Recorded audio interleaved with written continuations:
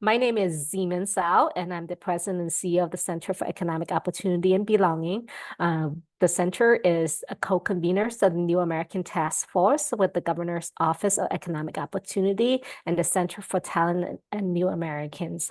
We want to welcome you to this month's webinar entitled Back to School Resources for K-12 English Language Learners. This is the ideal time to talk about this topic as we welcome our kiddos go back to school. And we're really grateful to have experts who will be sharing resources with our group today. So just a review of this month's agenda. We'll begin with some community announcements, which Nally will share with us. After which we'll have an overview of Utah's K-12 multilingual learners. This is a presentation by Dr. Cristel Estrada from the Department of State Board of Education. We'll follow that presentation with a panel discussion with practitioners from 3 school districts. Then we'll open up to dialogues and questions, and we'll have some closing remarks. We have a very informative agenda today, and we're excited to share that with us. And with that, I'll turn it over to Natalie to talk about community announcements. Hi, everyone. Thank you, Dee, and thanks for having me here today to co-host in this New Americans Task Force. We just have a couple community announcements that we wanted to highlight for you all, primarily with regard to things that are happening. So as you may know, the Governor's Office of Economic Opportunity helps with the Waterford Upstart program. And we work with Waterford Upstart on some of the grants and contract management, and it's an opportunity for us to help promote Waterford Upstart overall as an early childhood resource that is no cost to families. And so we really wanted to highlight that as the funding is provided from the state of Utah and the Utah legislature for this program. So there's a QR code. I'm sure that many people on this call are familiar, but it is a timely, it's timely for the start of the school year. Your young ones that are involved in your programs and services can enroll in Waterford Upstart. They have bilingual and multilingual staff members who can help facilitate the registration process and check in with parents on how to access that. They provide access to technology if that is a barrier. So just a really great resource that we're hoping that you all could help spread the word. And of course, there's a QR code to scan to see if you qualified, or if you have any questions about the program, or you would like more information, you can message us at the Governor's Office of Economic Opportunity, and we'll help connect you with the program and our team here who's helping to facilitate the funds for that program. Great. Next slide. Here we have a community dialogue that we are co-hosting with the CEOB, my office, and then of course Salt Lake City and Salt Lake County are helping, are co-conveners of this as well. But what we're trying to do is to work with Braver Angels, which is a national organization that is bringing together bipartisan conversations on some of the divisive topics within our nation. Immigration, of course, is one of those, unfortunately. And so we're really trying to help find some opportunities to find common ground around immigration specifically. Bailey, if you refresh the screen there, there's a QR code that will pop up. And we would invite you all to join us at this community dialogue that will be on Saturday. You've probably seen the announcement in some of our communications, but would really encourage you all to join us and to bring a friend who maybe is on the fence about immigration, is conflicted, or wants to know more. We're trying to bring in the folks who are not already supporters of immigration, but people who would like to learn more and engage in meaningful dialogue to better understand the issues at hand and what some of the opportunities are. So there's the QR code. I hope that you will join us and share this within your community. And of course, it's a free event that will be held at the Sorensen Community Unity Center on Saturday from 10 to 1. Lunch and refreshments will be provided as well. Next slide. The other thing I wanted to highlight is our office works with Welcome.us on some of their initiatives and engagement in Utah, along with the Refugee Services Office. One of the things that we've been, highlighting and advocating for is resources for organizations who are working with newcomers, but are not a refugee resettlement agency. We know that all of you do incredible work among your organizations to help welcome different populations and groups of newcomers. And so Welcome.us has this new grant that's available. I'll put the link to the funding opportunity in the chat, but it is between $25,000 and $50,000 that is available for organizations that are working with volunteers as well as newcomer populations to help them build capacity within their organization. The unique thing about this is that the resettlement agencies cannot apply, and nor can any kind of state or municipal or educational institutions. It's really meant for organizations, emerging organizations who are looking to build capacity in how they serve. So I would welcome you all to consider applying. It's a really, timely resource, as we know that resettlement agencies have a huge charge in welcoming refugees, and that there's a whole network of other organizations who are also helping to ensure that we have welcoming communities and good resources for those who make their way and put down roots in Utah. The deadline is October 25th, so there's some time. I'm happy to facilitate any conversations. There will be some webinars that Welcome.us is hosting to share more about this funding opportunity, and I can share a little bit more about that as well. And then the last community announcement that I'd like to highlight is for the Utah Citizenship Initiative. For those who joined us last month on our webinar, we talked a little bit more in detail about what that initiative is, and we're getting ready to launch it come October. And so we hosted a ceremony, an oath ceremony with the Real Salt Lake last week, thanks to the local partners who joined us for that event. And did kind of a soft launch of the event itself and received great, reception and people really interested and engaged in this. And again, the purpose of this is to move some of the resources around naturalization outside of the central Salt Lake City, Salt Lake County area into other parts of the state where there are lawful permanent residents who are ready to adjust their status, but need access to good citizenship preparation resources and legal services. So our first cohort starts in Cass County in October. There's a QR code for people to sign up. We'd love your help in spreading the word if you're up in that area. It's not just for Cass County residents, but our primary partner up there is the Cass Refugee and Immigrant Center. But Box Elder, any of the Bear River area groups, anyone who's in that part of the state and thinks that they have some folks who may be eligible to naturalize. There's a class that's starting, and then we'll be doing a citizenship clinic up in that area in November. So just wanted to put that on your radar. Again, the goal is to get resources outside of our central kind of Salt Lake City, Salt Lake County area into different parts of the state. And so we're so excited to be launching our first virtual and hybrid course for the Cass County and area in that northern part of the state. So with that, those are all of the updates that I have, and I'll turn it back to you, Z. Thank you so much, Nellie, for those updates. It is now my pleasure to introduce our speaker for today, Dr. Cristel Estrada. Dr. Estrada is the Title III Educational Specialist with the Utah Board of Education.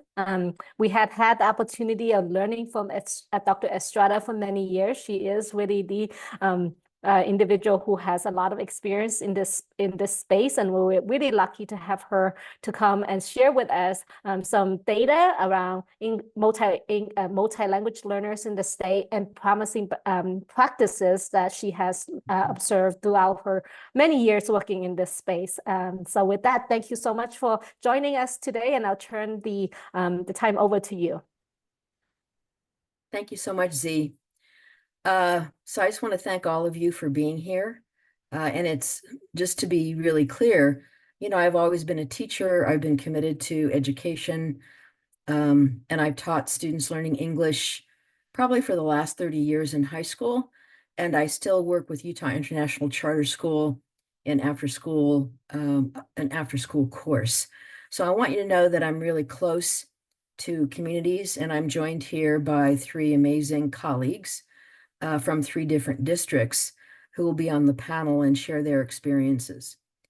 So this is really basically about resources that are available, and I would really encourage all of you to go to USBE Title III.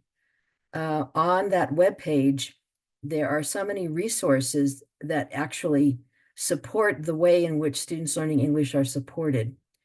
So the professional learning experiences are all based on the TESOL certification, which is teaching English to speakers of other languages. And this is the basis of university courses, which is really important.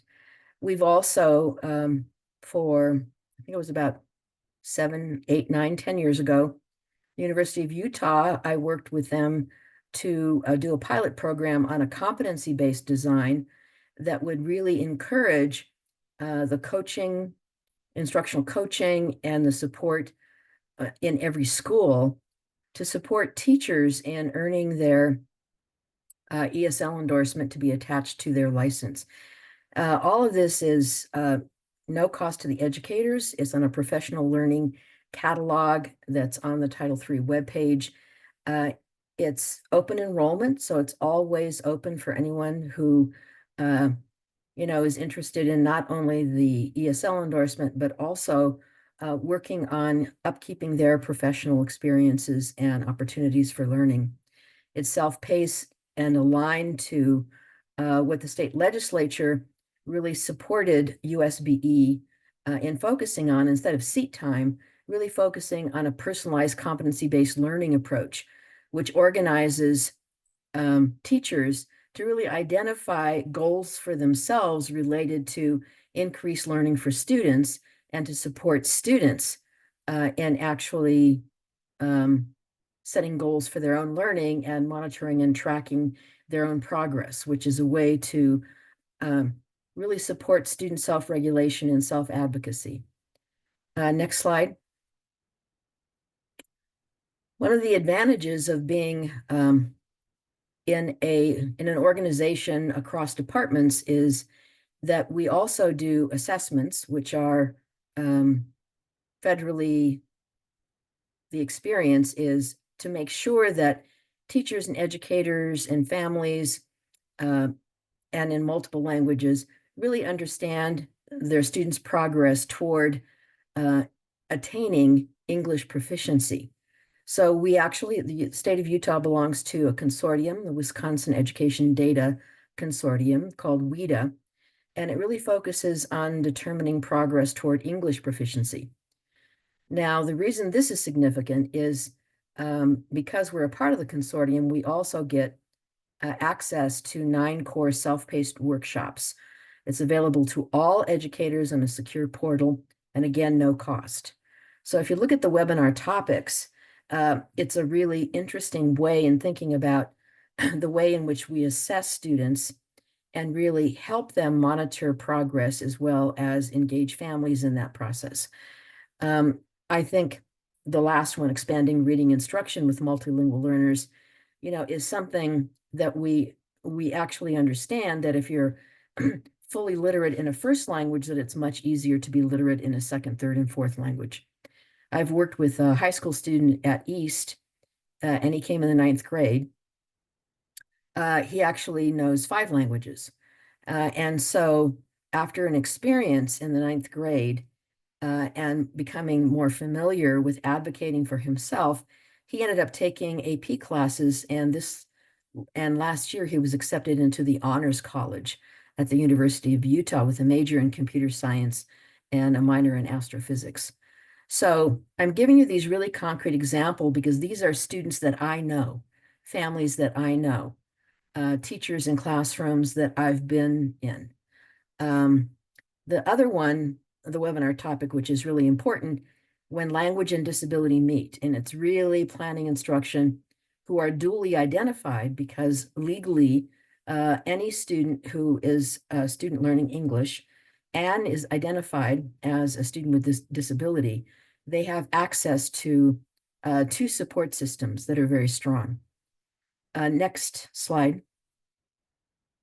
The other thing at the end of the webinar, there's in my presentation, there's just a brief section for questions, because we want to go to the panelists and hear directly from the work that 3 districts are doing, which is incredibly impressive and probably should be taken nationally. So one of the goals is about personalized technical assistance, and it's a monitoring process that is based on classroom observations. One of the things that the Department of Education asked us is, how is the state agency going to ensure that students learning English have access to grade level content? Now, the reason this is important is that we can't have teachers or schools or anyone else thinking that students need to be proficient in English before they actually understand academic content. So a lot of the approaches that are used is support for academic English in the content areas, math, science, and English language arts. So the criteria for selecting schools that our team visits, and everyone is invited to be on the team from USBE and from other agencies, as well as the districts and their leadership teams. And oftentimes the principal also comes with me. And we have an observation tool, and if you're interested, you could actually see it on the webpage, that really focuses on the best research and opportunity for creating the kind of instruction that helps make content comprehensible to all students. So the way in which the schools are selected is a student from elementary, middle, and high, the highest percentage of students learning English, and that comes from the EL enrollment data that districts keep, and it's really verified through the data people at the Utah State Board, and the percent of students who are economically disadvantaged, and the school administration, if they're open to the kind of feedback that would identify promising practices and commendations for teachers, as well as looking at patterns for recommendations. The next slide, please. So the result of the monitoring visit, as I mentioned, it's for students and educators. The final report is provided to all principals of the schools, as well as the central office personnel, and the superintendent and the alternative language services directors. Now, based on the classroom observations, we really feel that it's important to do commendations for individual teachers and then do school recommendations so that each school has the opportunity to use the feedback on an improvement plan that's aligned with the district or the charter strategic plan. Okay, next slide, please. So one of the things that is the most enjoyable is the student interviews. So when we do student interviews, we just ask 3 questions. And this is based on research from Hattie, which talks about significant increase and impact in student learning related to being really transparent as a teacher about the kind of instruction that will happen every single day for a student. So the questions we ask are, and we never interrupt, the actual instruction, but we invite a student, usually, I kind of look around and see maybe a student who might not be as engaged as maybe some other students. And then I invite him or her out, and we have a wonderful conversation. And they're always so excited to meet someone from a state office and share their actual experiences. So it's this wonderful interaction with students, which is incredibly valuable because we should be getting feedback from students based on classroom instruction to see how we can adjust our instruction. So it's, what are you learning today in class, in this class? So when they come out, why are you learning this? How will you know that you have learned what the teacher is teaching? Now, what happens is we actually just collect the responses. So did they know 1? Did they know 2? Did they know 3? 3 is the most challenging because the question ends up, obviously 2 and 3 are the most challenging, but the last one is a really important one because many of the students aren't clear about what success looks like. And so if they don't know what success looks like, it's really hard for them to monitor their own progress toward mastery and proficiency in content. Next slide, please. So again, monitoring report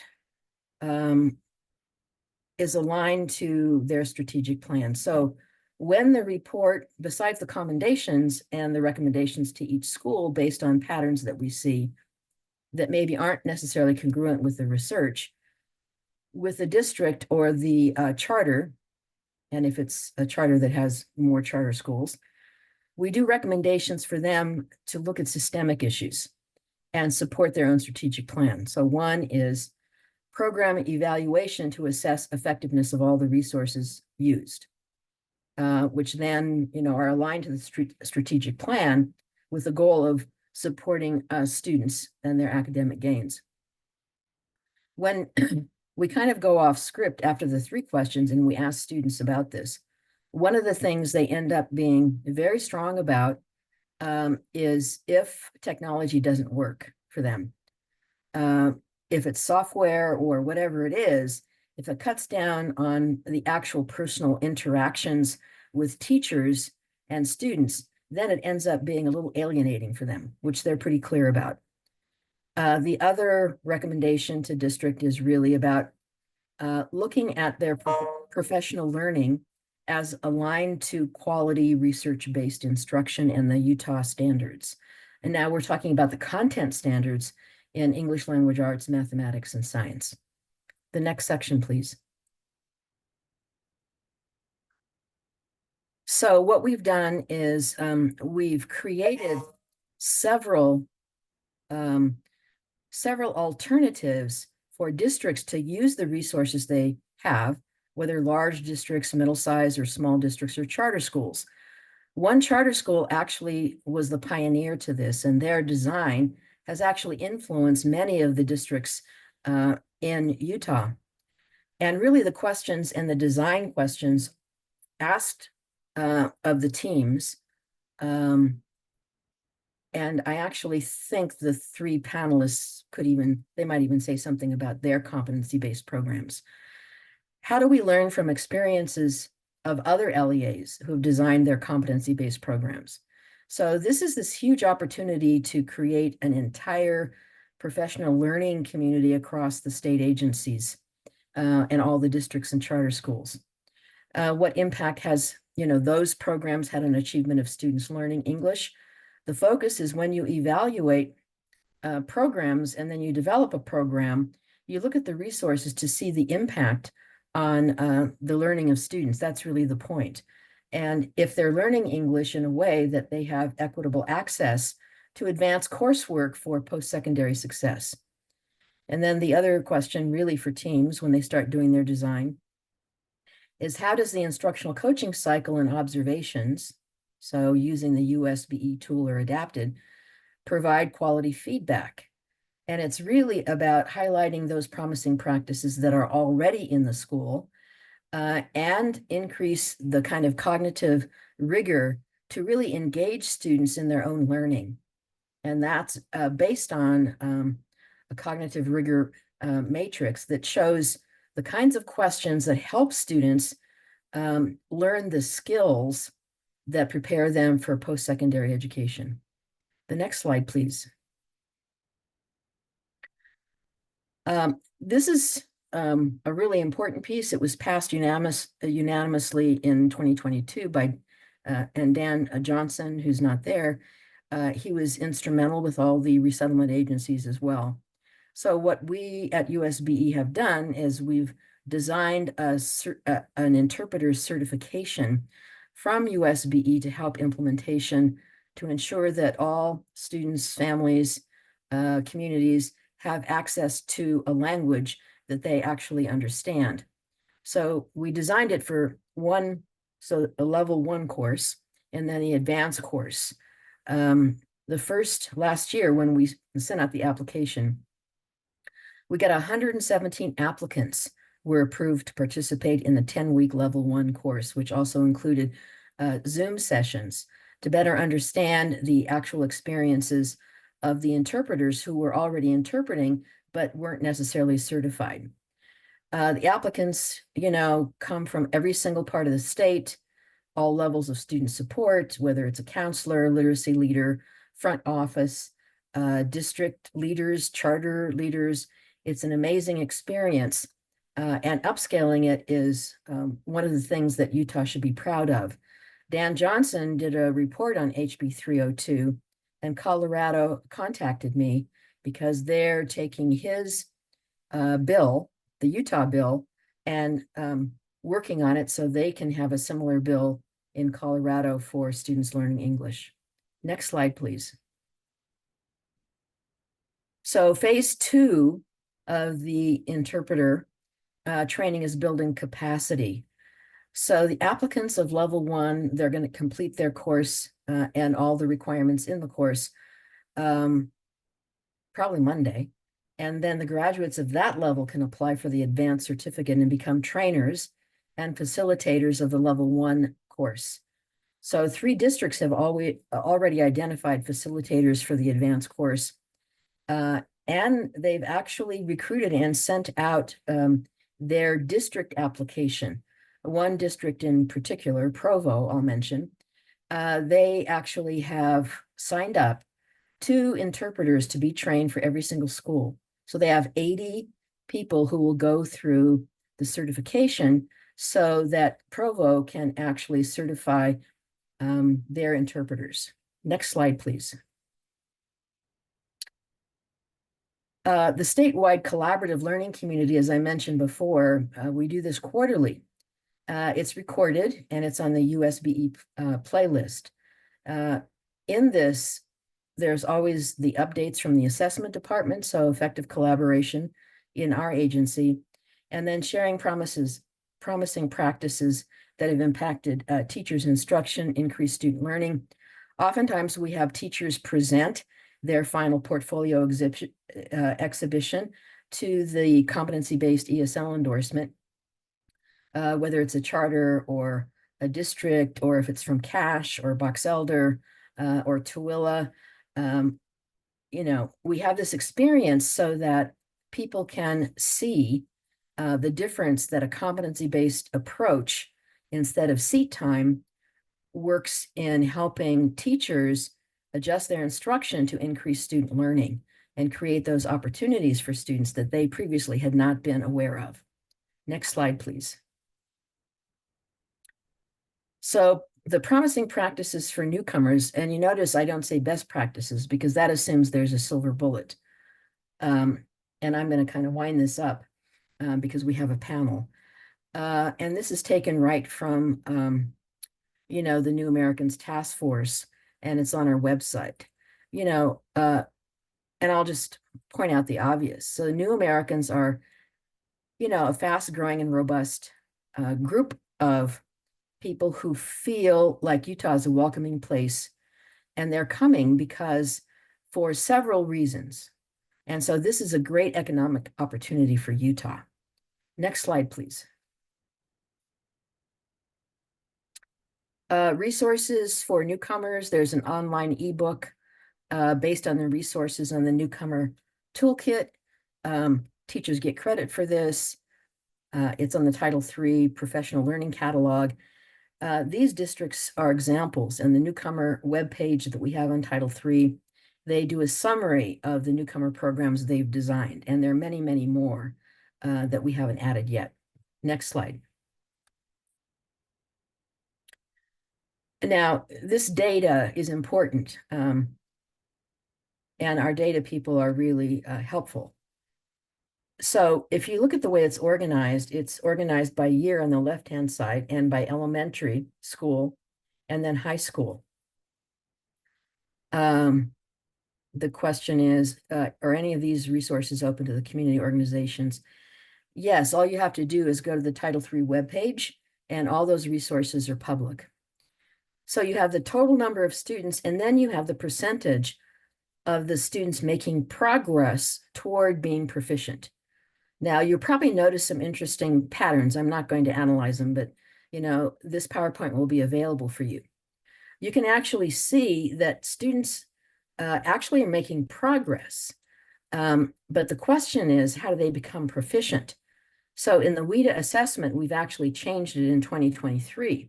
And the reason we changed it was that we actually found that the largest decrease and what was keeping students in language services programs was the speaking portion of the assessment.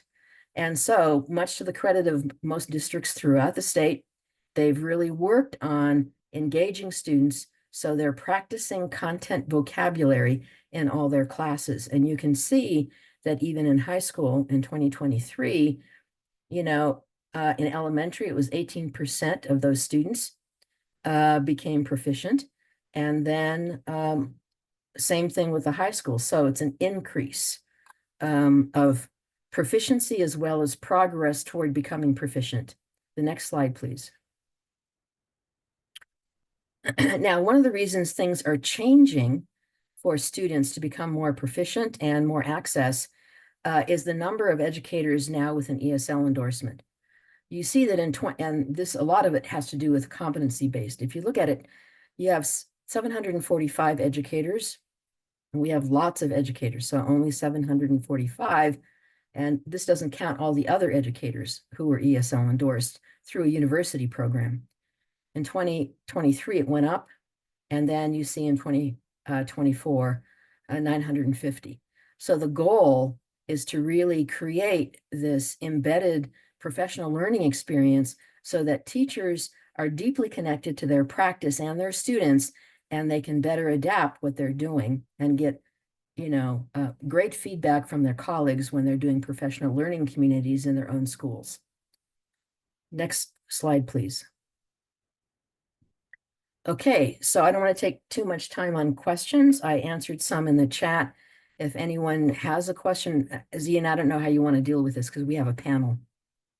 Yeah, maybe we'll move on to the panel discussion first, and then we'll open it up to attendees to ask questions from there. I want to thank Dr. Estela for this really amazing presentation highlighting a multi-language learner in a state.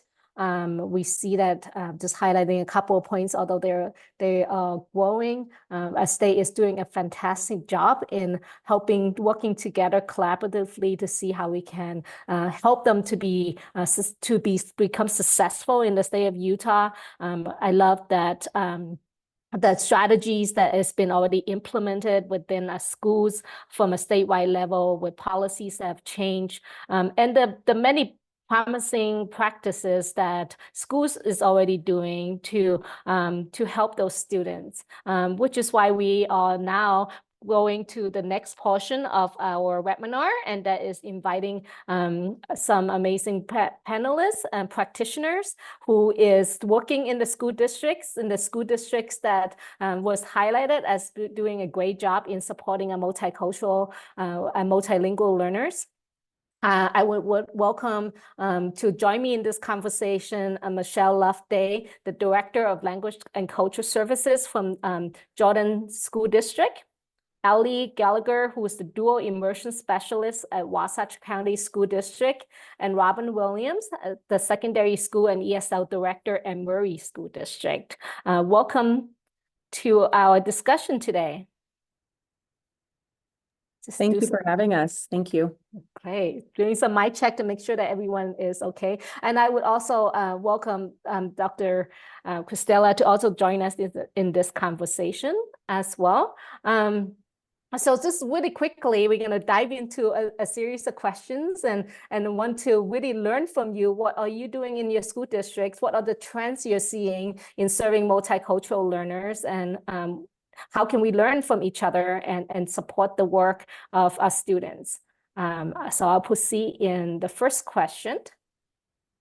which is what I already highlighted earlier already. So feel free to just jump in answering those questions from the panelists. What trends in multilingual learners are you seeing in your school districts? We've seen some of those data. We are seeing an increase in your school districts, but I also want to hear from you. What are some other observations that you could share with us? Yes, so I'm in Jordan School District, as you stated earlier, and I was fortunate to be able to be on the neighboring school district prior to 2020, and so I was able to work with a lot of new Americans and projects and programs since about 2011, and working in those programs in Granite School District and the changes that were happening in apartment complexes in South Salt Lake, I was able to see movement and shifting that was going to be happening. And during the time at COVID, literally my last day was the day that the governor announced schools were shutting down. I was preparing to move into this position in Jordan School District. So I think that was able, with that movement, and I was able to see that growth was going to be happening in our district. In Jordan School District, when I started in 2020, we had about 1,500 language learners. And so with the closing of apartment complexes and things in the neighboring school district, I kind of was able to talk with our superintendent and with my team and just say, the movement is going to come, families are going to move this way. I didn't know if they would impact more of Murray prior to, but I also knew we had a lot of new apartments being built. And so thankfully we were preparing, and over the last 4 years, we have grown significantly in our numbers due to that. And we've gone from about 1,500 to 3,000. So we've doubled in that time in the last 4.5 years. And so that comes with a lot of practices that we'll talk about later. But I think seeing those trends happen in real time within my position and then shifting to be able to assist was able to put me in the best position to support the district with the impact of new members of our community and the growth that would affect our schools. Thank you, Michelle. I'm going to turn it to Robin, and I know that you're probably seeing a similar trend in Murray School District as well. So tell us about what you're seeing in your school district.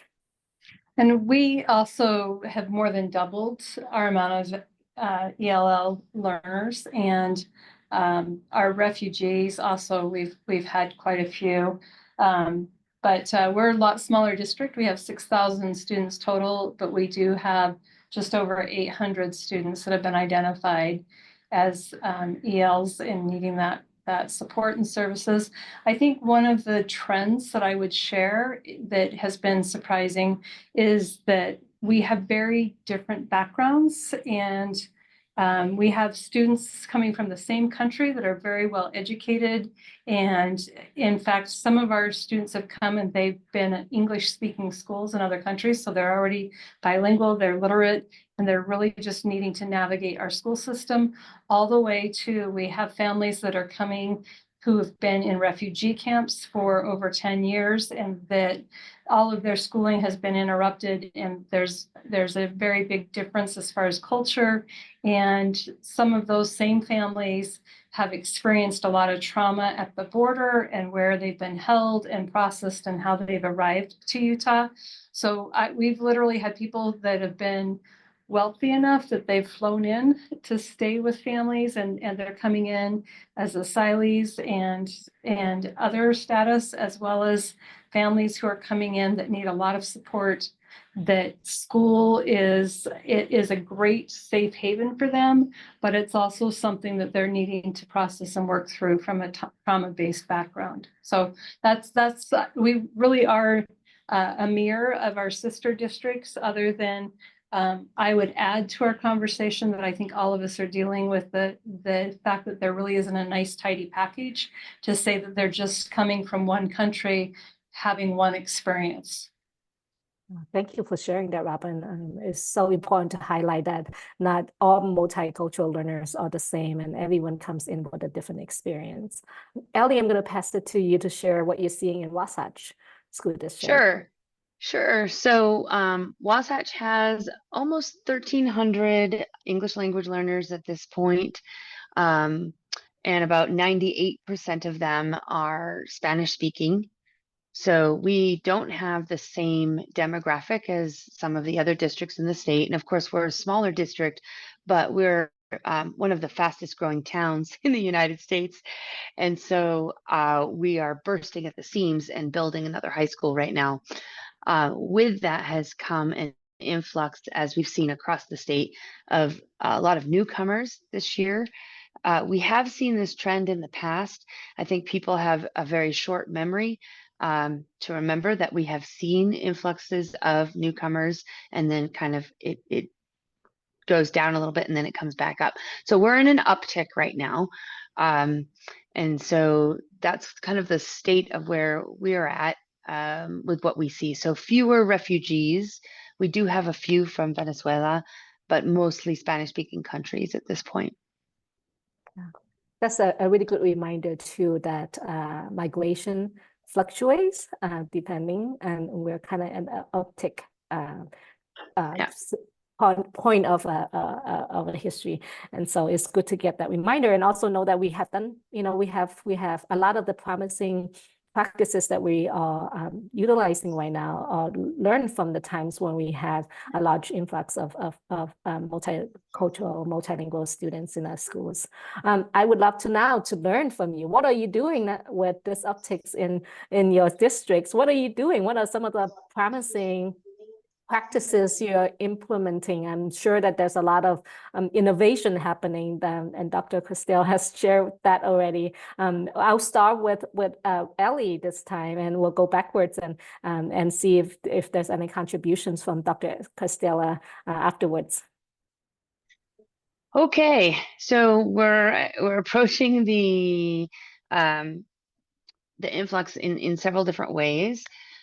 We already had a system in place to support, of course, our English language learners with the dual language immersion program. We have a two-way 50-50 program here in Wasatch at 3 of our schools.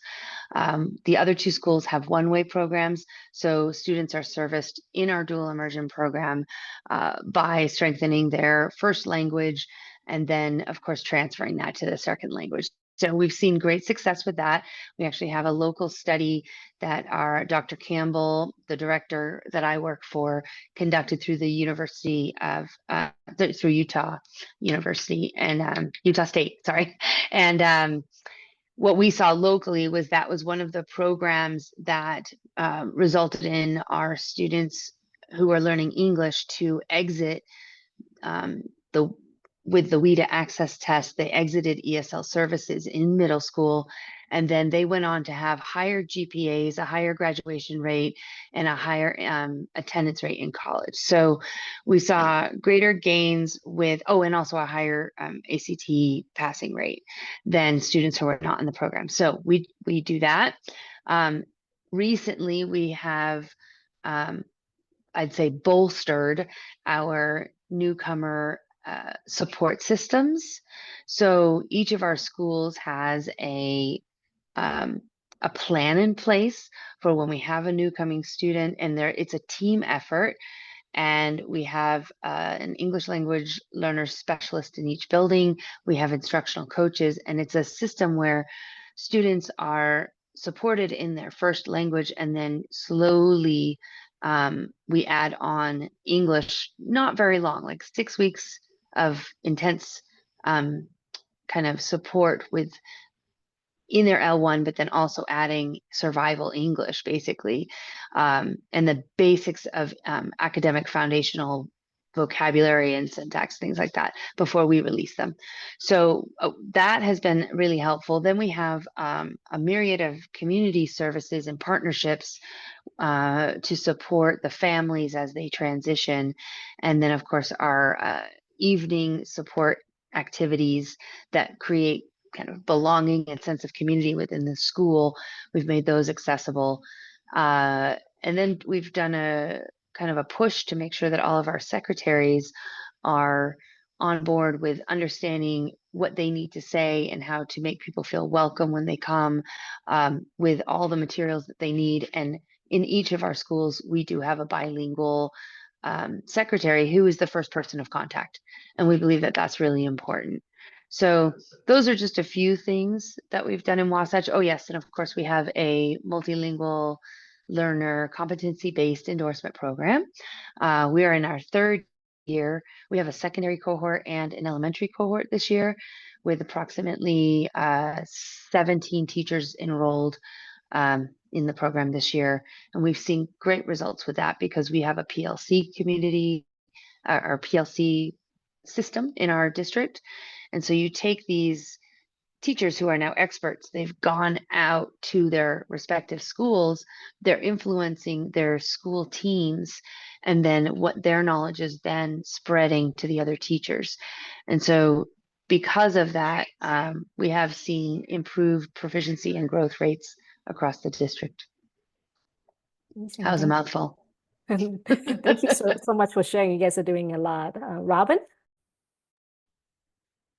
Thank you, Ellie. I actually am listening to Christelle and Ellie talk. It just reminds me that one of the things I'm very grateful for is our own PLCs, our own opportunities to work with one another and share ideas from all over the state, because I don't know that I feel like I have anything that's super original, but I have a lot of people who are friends who get together, or we work with Christelle to come up with these promising practices. And Christelle, thank you for your forums that share those out so that we can hear from our colleagues all over the state. And, I think about one of the opportunities we had about a year ago, based on conversations, Christelle reached out and made it possible by extending an olive branch, if you will, with DWS for us to partner with them to help support our refugee families. And what that has allowed us to do as a district is to scale up our support of all of our families, not just our refugee families. But what we prioritized in writing that grant and partnering with DWS was that we were going to hire people who had had the lived experience. And it was really, really important for us to not only hire people who spoke the language, but people who have come to our country as refugees or come as asylees, because there's a different lived experience. And what that did for our district in hiring people from Afghanistan and the DRC and from the Ukraine and from many of our South American and Latin American countries is that we had very in-depth conversations about what the students needed, but then also what would the parents need. And one of the things we revised based on that feedback was we have these handbooks that we've been giving to parents, and we've been really proud of the fact that they are translated. And one of our moms who we hired, who was from Afghanistan, she moved here a year ago, was registering, and like within a month, we said, we want you to come work for us. She talked about the fact that she got 65 pages to read from our schools and from, she had multiple age levels. And so she just was like, here I am. I just want my babies to be okay. I want to kind of understand what's going on. And I have all this reading material. And she is somebody, by the way, who has a master's degree and is bilingual. Actually, she's trilingual. But what we actually ended up doing with that is sitting down as a team, all of the different languages in the room, and wanting to pare down what we put in front of parents, like what did they really need to know that day they were registering to have their kids be okay when they get to come to school the next day, versus what is something we can do at a later point in time, and when do we want to do that? And we actually changed the format from a handbook to, we now have it as slides. And those slides, they are all translated into our primary languages, which we are about 77% Spanish speaker, and then we actually have 5% who speak Arabic and about an equal amount who speak Dari and Farsi. So we had those translated. We have pictures. They are our pictures from Murray District, but we've strategically talked about how we do this over time. So when we have a family come and we're working with parents, we don't jump in with our parent square requirements and how they have to set that up on day one. We figure they're going to be okay for a few days. but we do prioritize talking to the family about walking to and from school and potentially how a bus works and what the parent needs to do with the bus stops, both dropping off and picking up their student. And some of those more basic things, again, that need to happen. And so I just, while we were talking, I opened up our slides to see, and I noticed that they are continually making changes, which I'm very proud of them because it's based on feedback that they're getting from the experiences that parents are living with us. But we actually do what we call sentence stems in there. So we talk with them about their child and what their child will be called in the classroom. And we try to get that phonetically spelled for the teacher so that the teacher has a really high success rate with welcoming that student when they come in. But then again, with the sentence stems, we also at a later point coach the parents up on what they would say if they want to call the school because their child is sick, because they need something from the school. And again, we've got that translated, and it's something that we're referring back to with our parents. We do walk them through all the things that you can think of that have to do with school.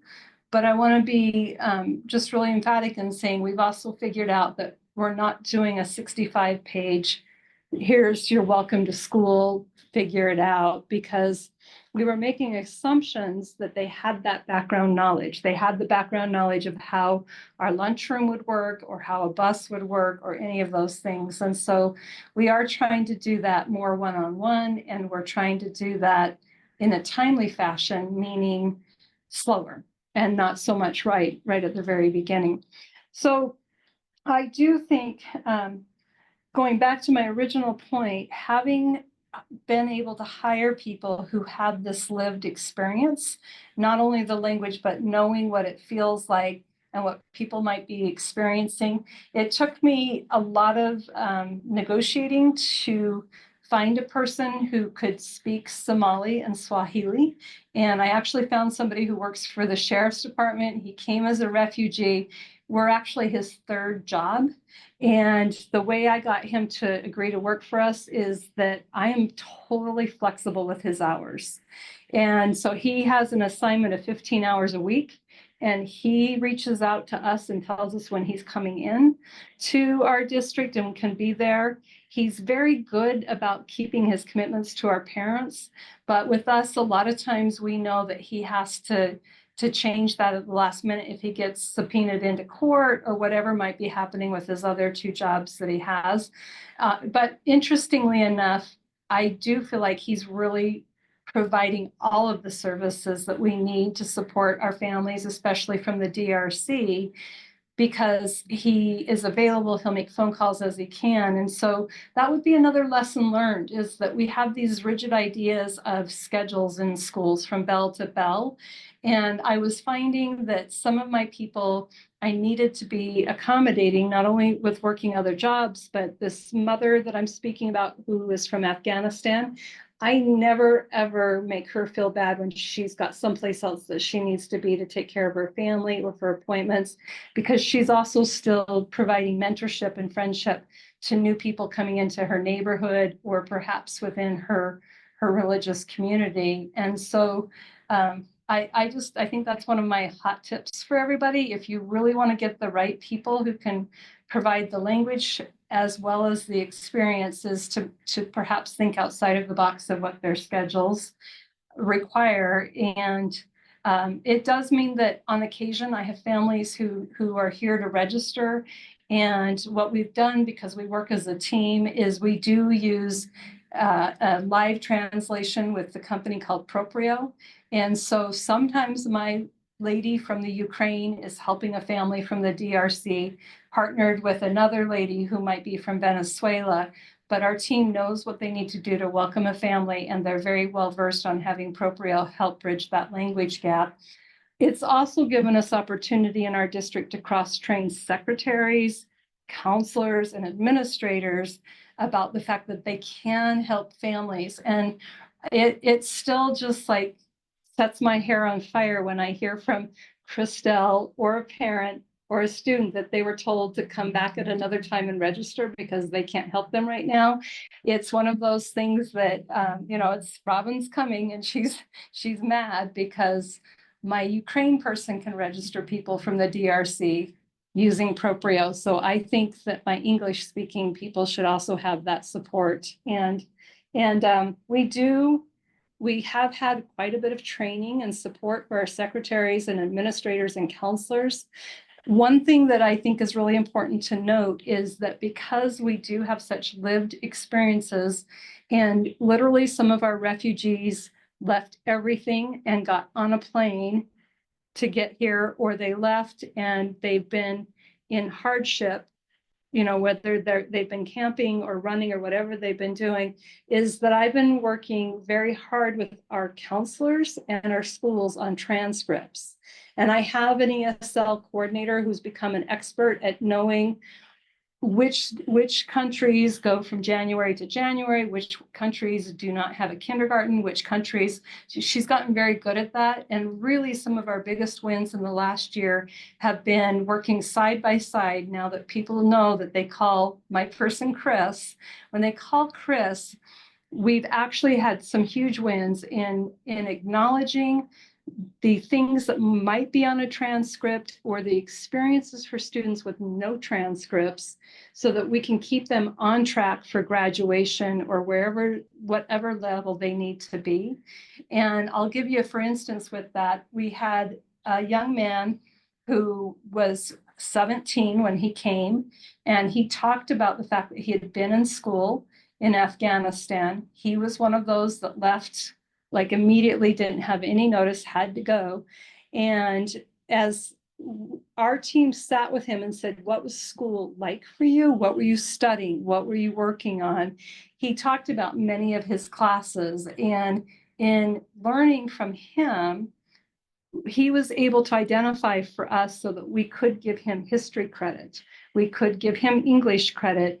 And we could give him many, many credits that he was able to outline. He actually wrote down what his schedule in a given day was. And we were a little frustrated that he was still coming up short credits. And that team, we were looking at things one day, and I asked if anybody had asked him what military meant. What's this military class?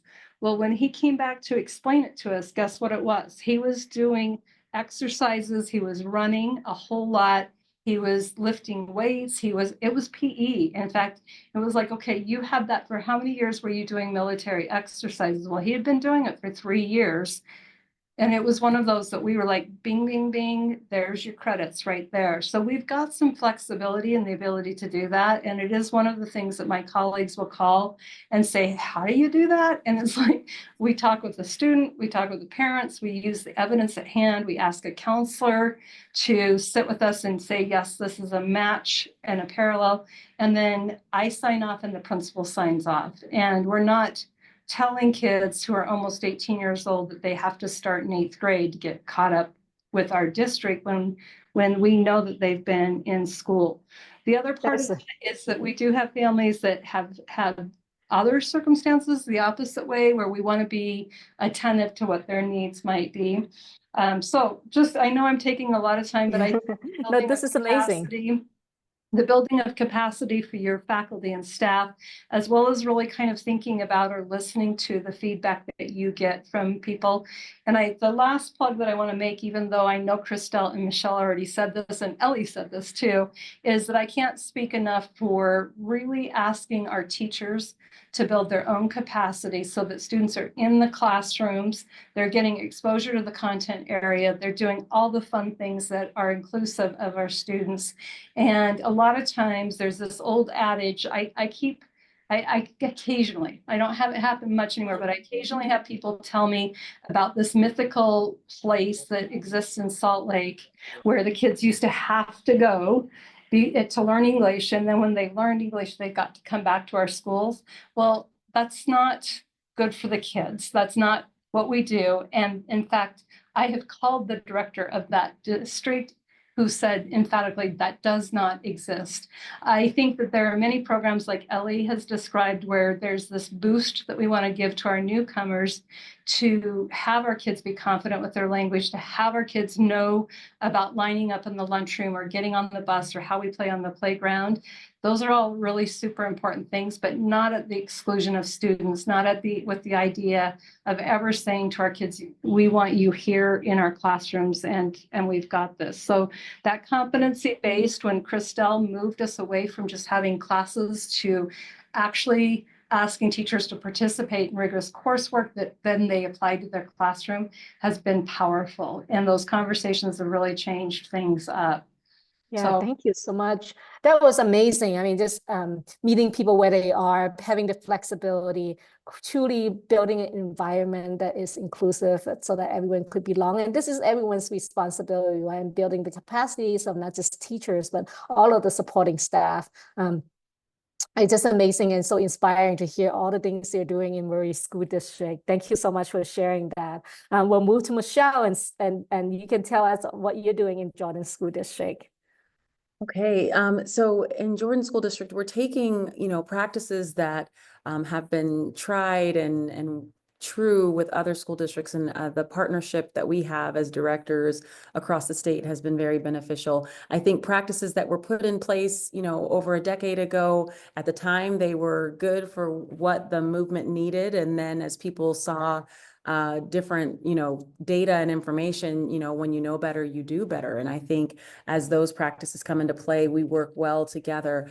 With all that was said, on top of that, I think the biggest thing with coming into Jordan School District, it's all about branding and how the department is seen by the greater district. And at a time where only schools went and came to our department that's been here for over 30 years for times when they had MLs, it was what can we do to change the attitude of the people in the district. And so when I got into the department, I noticed that the name is kind of polarizing. And so while it's separated from the DLI program, it also was identifying that the students that are multilingual learners, and at the time, ESL or alternative language, it was only just for the schools that had a high number.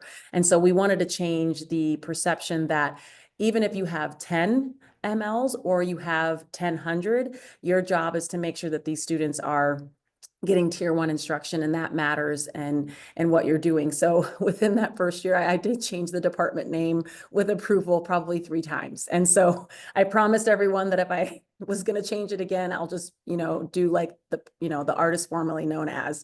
But landing on language and culture services in 2021, it was the sweet spot, because we all know that language and culture go hand in hand, and what that brings in conversations. And I think landing on that name shifted our resources to the entire district. We've always had an ELD lead at every school. We've had meetings with those ELD lead meeting about 4 times a year. So those had already been in practice and in place. And so there was support by school, but we really wanted to build the capacity of that ELD lead. And so taking the time for me to go out and visit every principal in the summer and talk to them about their programs, what was happening at the school, what their Title III looked like, and really highlighting, oh, you have 10 MLs here out this way. However, they're performing really low. And then celebrating those schools that were doing successful. So I think the building of relationships between our department and the schools was significantly important, and showing that our students have a superpower in their multilingual status, and just basically changing what they saw and how they practiced. Another important thing was really beefing up and training and educating people on what does it mean to be culturally relevant, and what does it mean to have a culturally relevant environment and a culturally relevant education for our families and students, which led to the importance of family engagement. We've always had family engagement centers, but our department focused on opening 2 that were focused just on teaching our parents English so that they could advocate for their children in schools, and really, you know, encouraging families of how to use our Skyward, how to use our systems, and turning our nights into some type of celebration. I think another practice of supporting our schools, my team is amazing. I couldn't do this without my teacher specialists that are assigned out to schools. With our 70 schools, I have 5 language teacher specialists assigned to the elementary, you know, the 40 elementary, there's 3, and the middle schools, there's about 12, and there's 1 teacher specialist that kind of feeds into them, and then a high school teacher specialist. And so having them go out, I always say, if I see you more in the building at the district office, then you're not going out enough to schools. So I do say, okay, here's some pens, go meet your schools, get out of this building to kind of form those relationships, go support teachers. And I think those starting with that shows the schools that we really want to support them and guide them. The biggest celebration that we had is helping our schools fill out the Title III compliance and changing that form to be easy to fill out, to report to us. And so we have our open houses with our administrators, our compliance open houses, and they can pick a variety of days to come to the department. And our teacher specialists are there to kind of walk our principals through, what are your goals? How do you want to reach your language learners? What does it look like in your school? What's working? What's not working? And really answering the questions that we have to answer for federal and state reporting, but at the school level. And that gets principals, you know, out of the building, they're separated, they can really focus on their school and their growth for their MLs. And, you know, like everyone's saying, there's no magic bullet or curriculum. However, if you're doing proper tier 1 and good tier 1, you'll have a good basis as these students are learning English. I think in our district, as we're putting together, you know, our ML family nights, we celebrate, this is our 2nd year celebrating students that have graduated out of the WIDA. And so making sure that we talk to students about what their tests are in the WIDA, why it's important, because I think across the state, we have these eternal level 3s, and how are we going to help our students reach proficiency? And the one way is for the students to understand that this test is important to their language acquisition, and they can earn the seal of biliteracy just like any dual language student, because they are learning English as their language. And so really going out, talking to them, again, my teacher specialist modeled what that looked like by interviewing students and sharing data with them so that schools could then in turn do that. And it kind of gave some ownership. So celebrating those students that graduated out of the WIDA and having a certificate and a medal, families showed up. And of course, you know, throw in some free food and have that there. But seeing the celebration of that, it was very heartwarming when schools then invited us to their celebration of their WIDA graduates, so that families could see that this is a celebration of success for your child, and one that should be important, and notarized and documented. And I think that shift and just the culture alone across the district, I've seen growth in schools celebrating multilingualism beyond dual language and multiculturalism with celebrations at school and highlighting the importance. And that truly brings in belonging. And that shift has made a dramatic impact. And I just want to shout out the schools and principals and my team for putting in the work to do that. And it starts with the relationships. Thank you so much, Michelle. And I just saw a question on the chat here, which is exactly the next question I was going to ask the panel. We have about 8-9 minutes left. So if we could condense the answer a little bit with this question, that would be great. And my question is, we have a lot of community members on this call today. What are ways that communities and community can better partner with school districts to support the work that is happening? Oh, that's a good question. And when I saw that, I thought, oh, there's so many things.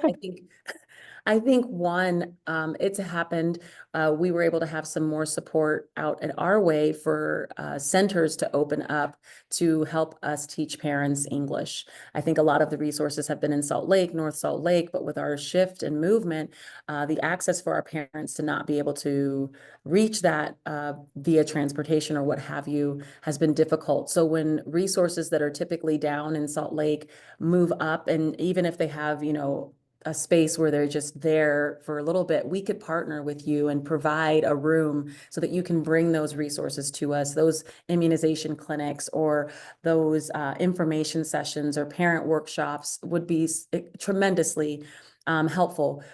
We have also, in our district, reached out. I call ourselves the 5 boroughs because we cover 5 cities within Jordan School District, and we really reach out to the mayors of our cities, and we talk about, you know, work environment and what's happening with our families there and how that's impacting families and their students and their learning. But finally, I would implore colleges and universities to really put forth ESL endorsement at that level. I think the competency-based endorsement is beautiful, and it's grown in such a way that we are able to do that. But the capacity of districts to have to endorse new teachers is kind of like baffling when they just left college. So if colleges and universities could just insert that they walk away with a certificate and an endorsement, this is our life. No matter what school you go to, you're going to have an ML in your classroom. And so let's equip our teachers with the tools as they start. I wouldn't mind at that point then giving them, you know, former teachers that have been in and the seasoned teachers to give them their ESL endorsement, but with new teachers, it's difficult. So I think that's the biggest implore, you know, and then of course, UTA, let's get some transportation going for our families. Thank you, Michelle. Robin or Ellie, anything to add? What are ways that communities can partner with you?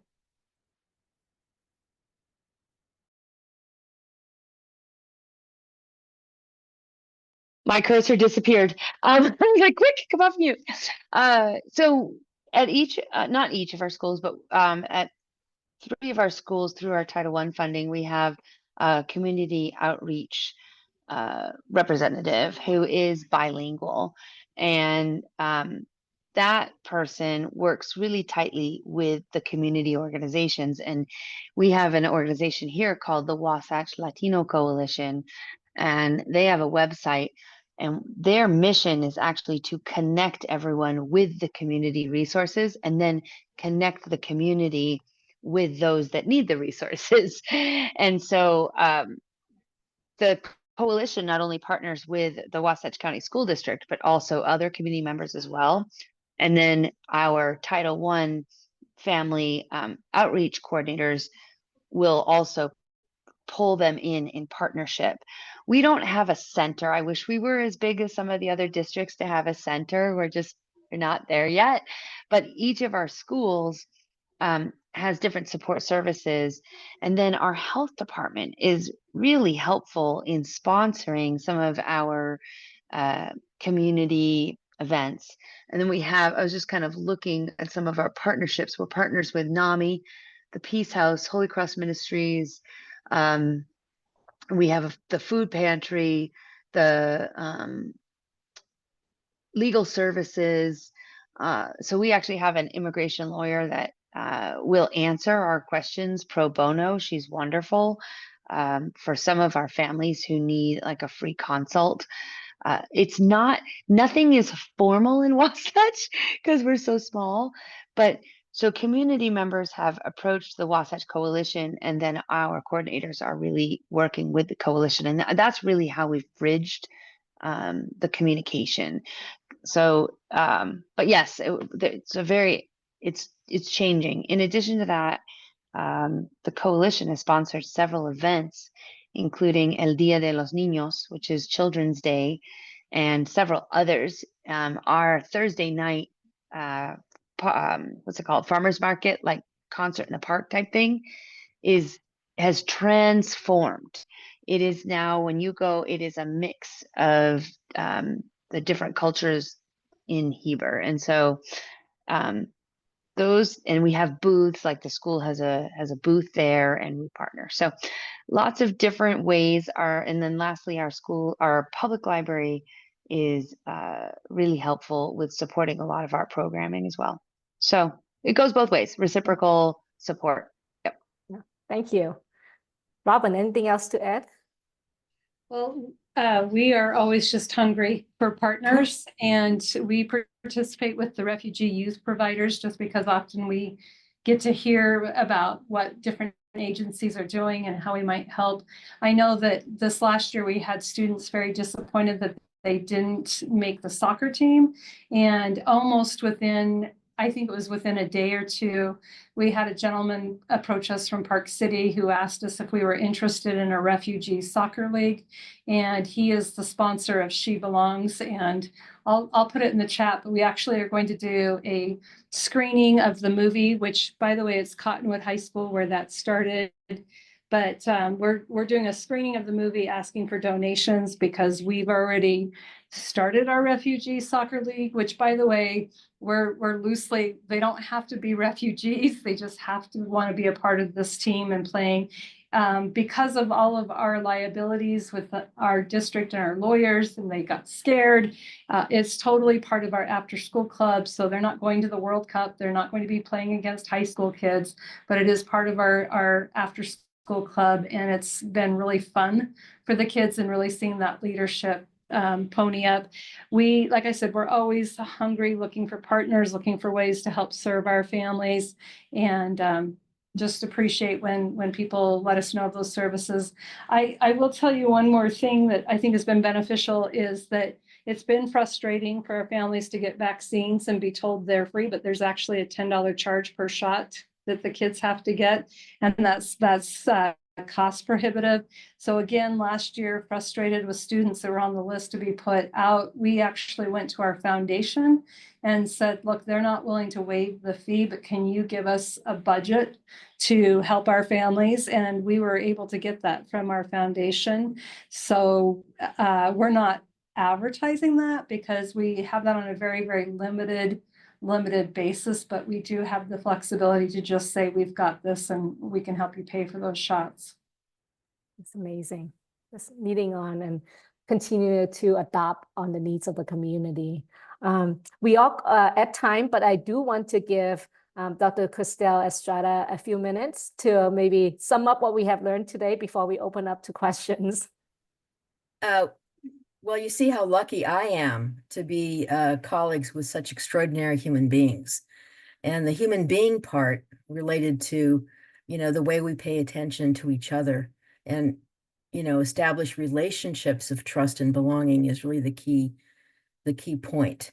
And so, at Utah International Charter School, because I'm a big cricket fan, and we actually have a Utah Cricket Association, a lot of the boys who play cricket, I'm a big fan of the work that they do. And so that's the other piece about, the whole human being, which is physical, mental, and emotional. So my hat's off, even though I don't have a hat, to Michelle and Ellie and Robin, my dearest, dearest colleagues.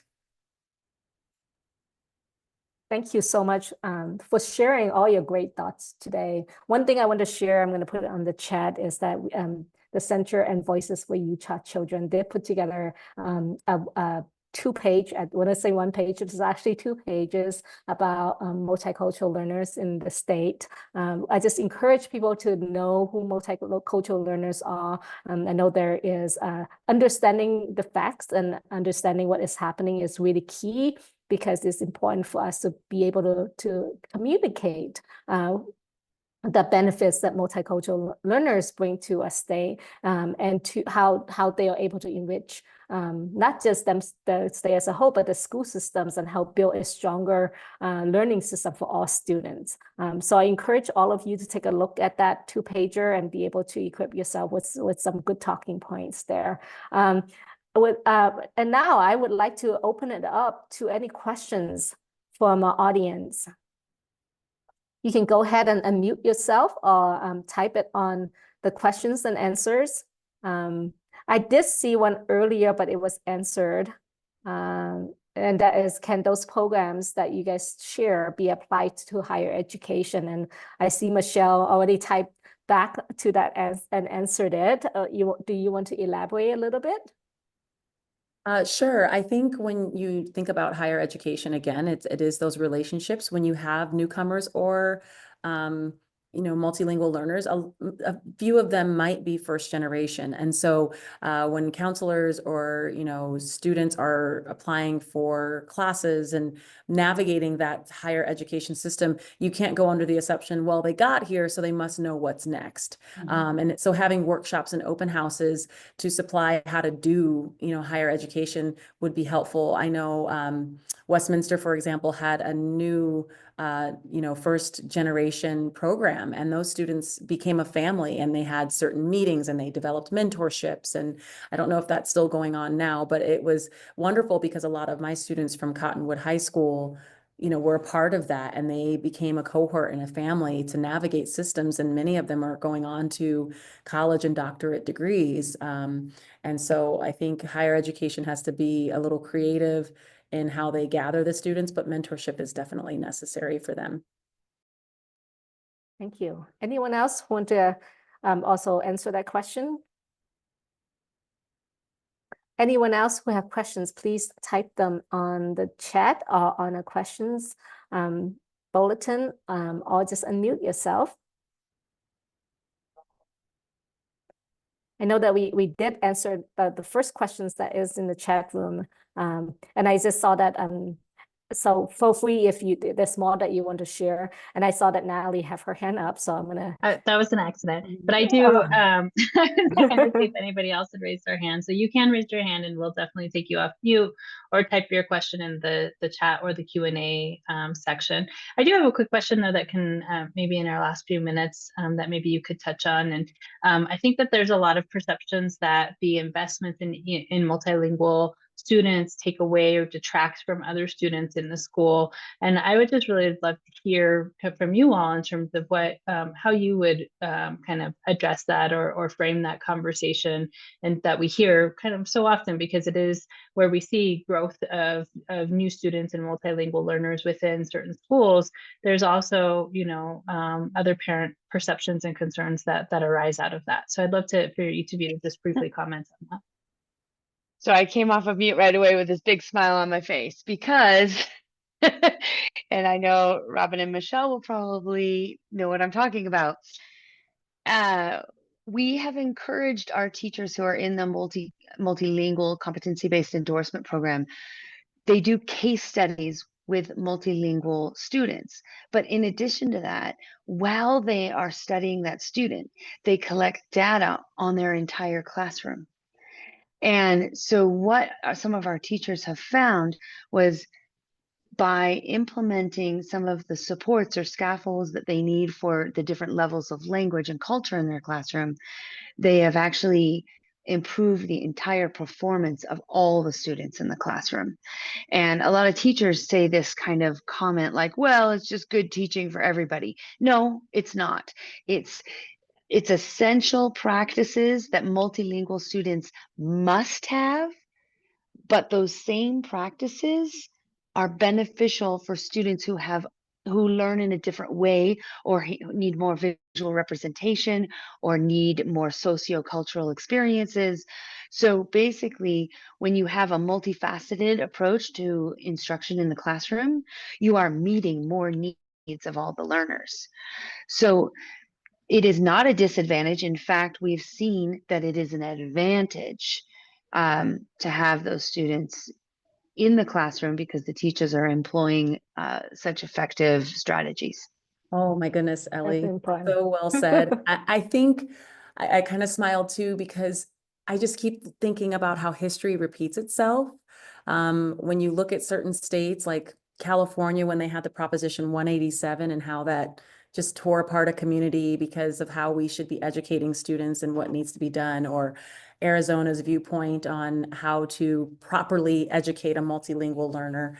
Ellie said it beautifully. And I think to counter those that are hesitant, we watch the shift of students where a school was predominantly, one, homogeneous race and quality, and then the changing of welcoming our newcomers and refugees. And so I have to counter the, how can you want to help? We're a welcoming state. We identify as a welcoming state, but you limit the parameters of where we welcome. And it does impact everyone and change and grow in such a positive way that you're truly limiting what all of our students will see. And so when we talk about being a career and college ready state, having exposure to multiple races, languages, and cultures is truly important, especially since we have so many dual language schools and the seal of biliteracy. Having that around your students, it doesn't take away from what your student in AP honors is going to be learning. It's going to be enhancing the empathy and relationships that they need in order to be successful citizens. So, yes, and it takes a lot of patience and prayer. Thank you so much. That's exactly, and it's so important for all of us to also understand those facts, right, and being able to combat what we're hearing in this super divided, polarized community that we live in. And so, thank you so much for sharing that, and helping our multilingual